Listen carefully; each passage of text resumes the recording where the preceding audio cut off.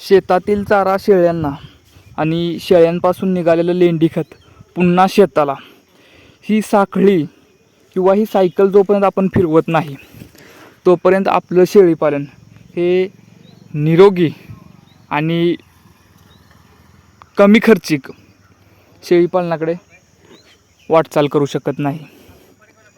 या ठिकाणी आपण पावसाळ्यामध्ये चाऱ्याची लागवड करणार आहे. झाडपाल्याची 8 गुंठ्याचा हा प्लॉट आहे. याच्या मशागती संदर्भात ऑलरेडी आपण आपल्या यूट्यूब चॅनलवरती व्हिडिओ टाकलेला आहे.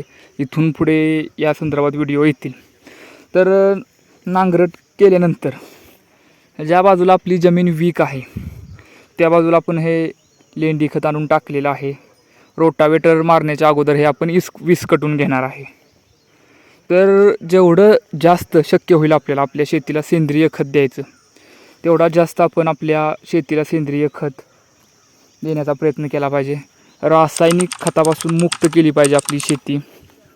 तेव्हाच आपल्या शेळीपालनातून जो मेडिसिनचा खर्च आहे तो कमी होणार आहे.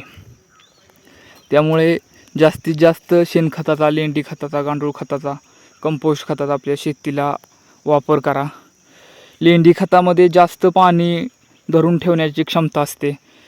आपल्याला 2-3 वर्ष लागतील या शेतीमध्ये मातीच्या तुलनेत 50% लेंडी खताची मात्रा आणण्यासाठी.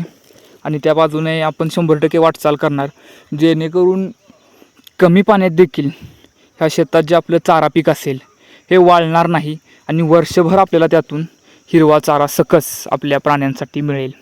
तर त्याच दृष्टीने आपले प्रयत्न चालू आहेत.